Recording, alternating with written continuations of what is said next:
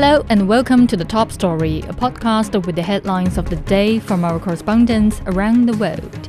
I'm Kelly. Coming up in this edition. Russian President Vladimir Putin claims there can't be any talks with Ukraine after its attack on Russia's Kursk region, while Ukrainian President Volodymyr Zelenskyy says Kremlin threats of retaliation are a bluff. On trip to Israel, U.S. Secretary of State Antony Blinken says Israeli Prime Minister Benjamin Netanyahu has accepted a new proposal for a ceasefire in Gaza and the release of hostages. And in the U.S., nearly 4,000 Democratic delegates are gathering in Chicago for the party's national convention. We begin in Europe. Russian President Vladimir Putin says there can't be any talks with Ukraine after its attack on Russia's Kursk region. Ukrainian President Volodymyr Zelenskyy has urged diplomats to organize a second round of peace talks this year. However, the Kremlin says Ukraine's incursion has pushed peace talks further away.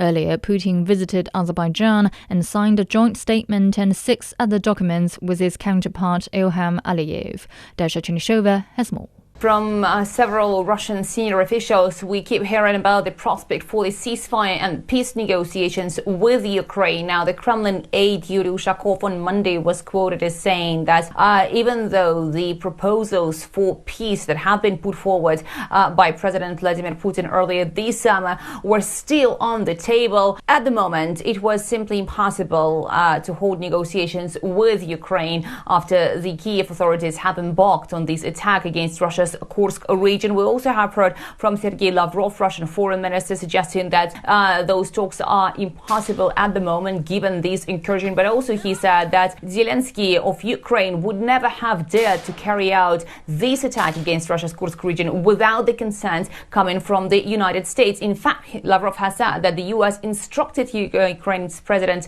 to start this incursion, which now Zelenskyy says is aiming to create the buffer zone on the Russian territory. In the meantime, the evacuations have been ongoing in the Kursk region, with more settlements being closed for the entry in the Belgorod region and more people being taken away from the Kursk region deeper inside Russia. A very important visit for the Russian president, especially given the timing and this Ukrainian incursion into Russia's Kursk region. Vladimir Putin has paid a 2-day state visit to Azerbaijan, where he held talks in formal and informal setting with Ilham Aliyev, the president of Azerbaijan. The Kremlin says the two heads of state had productive talks on the whole spectrum of bilateral and international and regional affairs. Russia and Azerbaijan, according to the outcome of this visit, have agreed to jointly produce oil tankers. That's according to the Russian President Vladimir Putin. As a result of those talks, we're also hearing the specific focus of those talks was on the normalization of ties between Baku and Yerevan. Russia is going to contribute to the normalization of cooperation between Baku and Yerevan, and also on the setting and signing of the peace agreement between the two countries. We're also hearing that Russia is ready to help to delimitize the borders between these two countries. So the whole spectrum of issues has been discussed, but also understanding is that the two countries have paid a lot of attention to the bilateral agenda, the trade,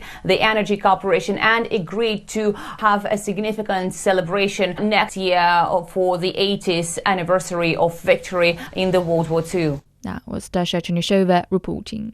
Meanwhile, Ukrainian President Volodymyr Zelenskyy says Kiev's assault on Russia's Kursk region shows that Kremlin threats of retaliation are a bluff. He reveals that Ukrainian troops have seized more than 1,250 square kilometers of Russian territory.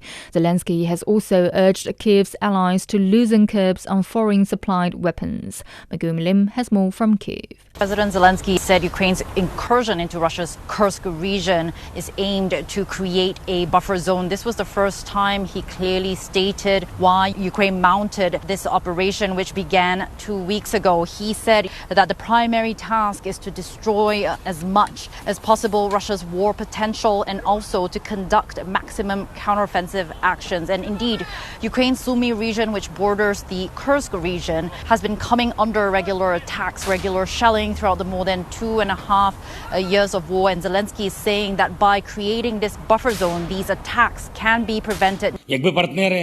If partners removed all existing restrictions on the use of weapons on Russian territory, we'd not need physical entry, particularly into the Kursk region, to protect our Ukrainian citizens in the border area and destroy Russia's potential for aggression. Now, after 2 weeks, Ukraine has already captured about more than 1,000 square kilometers of territory and more than 80 settlements. According to Deep State, an open source analytics group, Ukrainian forces have captured 2 more settlements, so Ukrainian forces are still advancing. Now, Russian forces are also advancing in Ukraine's east. They're getting closer and closer to the city of Pokrovsk in eastern Donetsk region. They're as close as 10 kilometers away from the city's outskirts, and authorities are urging residents to leave. In fact, the governor issued mandatory evacuation orders for families living there. There's still about currently 53,000 people living there, including 4,000 children. That was Megumi Lim reporting. In the Middle East, U.S. Secretary of State Antony Blinken says Israel has accepted a new proposal for a ceasefire in Gaza and the release of hostages. He met Israeli Prime Minister Benjamin Netanyahu in Tel Aviv on Monday.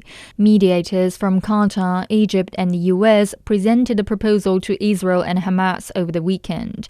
Blinken urged Hamas to approve what he called the bridging proposal, highlighting the humanitarian crisis in Gaza. Just last week, the President put forward a proposal with Qatar and with Egypt to try to bridge the gaps that remain between the parties so that we could get agreement to what the President put out there a couple of months ago. In a very constructive meeting with Prime Minister Netanyahu today, he confirmed to me that Israel accepts the bridging proposal, that he supports it. It's now incumbent on Hamas to do the same.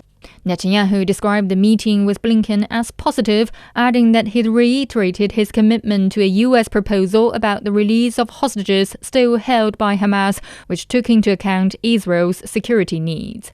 Hamas had previously dismissed the proposal, claiming it's too aligned with Israel's demands. Jonathan Regev reports from Tel Aviv.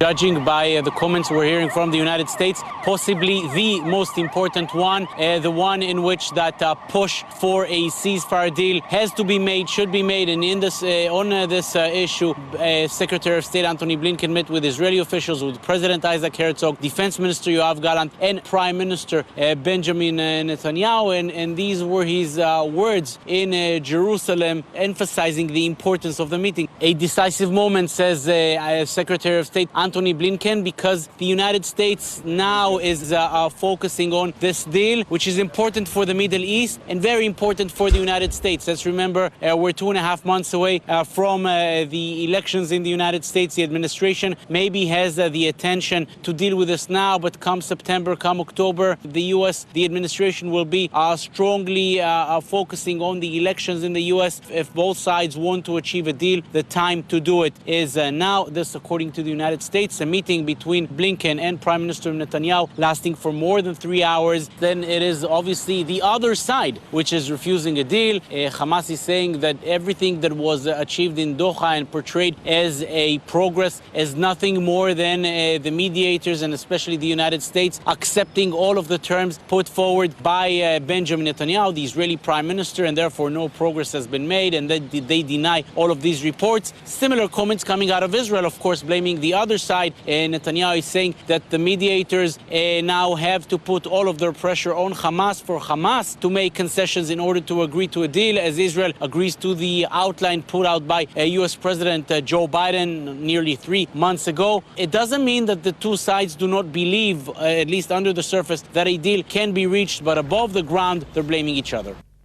That was Jonathan Regev reporting.